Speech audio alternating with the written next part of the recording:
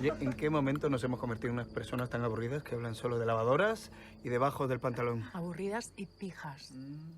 Pues brindo por eso. Por nosotros. ¿No? Sí. Y por los pijos. Con piscina. Salud. Salud. Bruno no está, Ana no está en este mundo, ni está en ninguno, no está.